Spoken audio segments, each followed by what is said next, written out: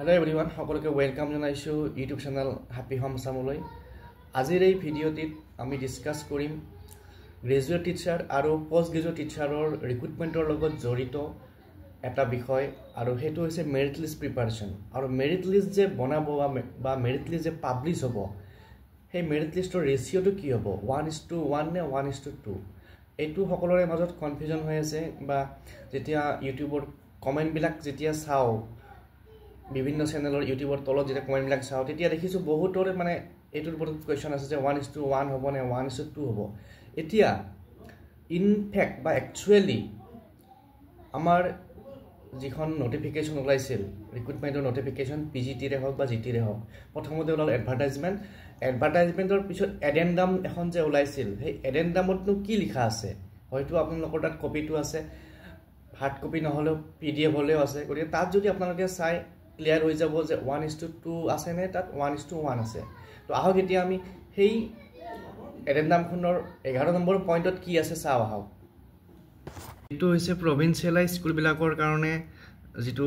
যিখন এডেন্ডাম পাবলিশ হৈছিল তো ইয়াতে চাব ইয়াতে 11 নম্বৰ পইণ্টত কি লিখা আছে আমি চাম এটো দেখিছেনে এটো মই ব্লু কালাৰ দি এনেকে হাইলাইট কৰা আছে ইয়াত চাব ইয়াত লিখা আছে for verification of qualification and other particulars of the candidates a draft merit list will be published with a ratio of 2 candidates against 1 vacancy তো প্ৰথমতে কি কৰিব এখন draft merit list publish কৰিব যত ৰেশিওটো হ'ব কি হ'ব 2 candidates against 1 vacancy এটা ভ্যাকেন্সিৰ against দুজন ক্যান্ডিডেট সিলেক্ট কৰিব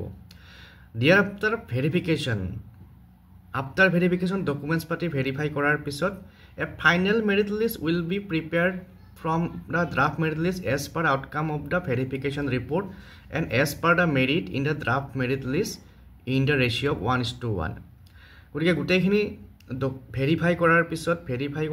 এখন ফাইনাল মেৰিট লিষ্ট ওলাব তাতে কি হ'ব ৰেশিওটো 1:1 হ'ব গতিকে ইয়াতে যি এডেন্ডামত যেটো লিখা আছে হেমতে আমাৰ কি হ'ব ৰেশিওটো হ'ব প্ৰথমতে 1:2 তাৰ পিছত যেতিয়া ফাইনাল মেৰিট লিষ্ট ওলাব তাত ৰেশিওটো হ'ব 1:1 তো ঠিক তেনেকে পিজিটিৰ কাৰণে যিখন এডেন্ডাম ওলাইছে তাতো এই কথাটো লিখা আছে এইটো হৈছে পিজিটিৰ কাৰণে ওলোৱা যেটো এডেন্ডাম আছিল তো পিজিটিৰ এডেন্ডামটোত ইয়াতো যেটো পইণ্টটো আছে আমি চাম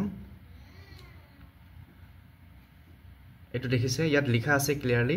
for verification of qualification and other particulars of the candidates a draft merit list will be published with a ratio of 2 candidates against 1 vacancy তো ইয়াতো সেম কথা লিখা আছে যে প্ৰথমতে এখন draft merit list publish কৰিব যিখিনি কোৱালিফিকেশন আছে বা অন্যান্য যেবিলাক ডিটেইলছ আছে সেইবিলাক ভেৰিফাই কৰাৰ কাৰণে আৰু তাতে draft merit listত কি থাকিব 1:2 থাকিব ক্যান্ডিডেট অৰ্থাৎ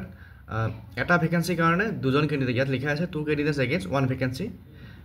এটা ভ্যাকেন্সি কাৰণে দুজন ক্যান্ডিডেট সিলেক্ট কৰিব তাৰ পিছত সেম কথা লিখা আছে যে after verification a final merit list will be prepared from the draft merit list as per outcome of the verification report and as per merit in the draft merit list in the ratio of 1:1 আৰু যেতিয়া verification complete হ'ব তাৰ পিছত এখন final merit list ওলাব আৰু যত ৰেশিওটো থাকিব 1:1 গতিকে আমাৰ মেৰিট লিষ্ট প্ৰিপাৰেচনৰ যেটো ৰেশিওৰ প্ৰশ্ন আহিছে বা ৰেশিওৰ কথাটো আহিছে বেসিক্যালি এখিনিয়ে ইয়াতে যেনেকৈ আছে সেইমতে ৰেশিওটো হ'ব গতিকে আজিৰ ভিডিঅ'ত এখিনি কথা ডিসকাস কৰিলো নেক্সট ভিডিঅ'ত আৰু কাট সম্পৰ্কীয় বিষয় লৈ পেলাই আহিম চেনেলটো যদি সাবস্ক্ৰাইব কৰা নাই সাবস্ক্ৰাইব কৰি ল'ব আৰু আপোনালোকৰ ফ্ৰেণ্ড সাৰ্কেলৰ মাজত শ্বেয়াৰ কৰি দিব ভিডিঅ'টো যাতে সকলোৱে এই কথাটো অলপ মন দি চাই বা বুজি পায় থ্যাংক ইউ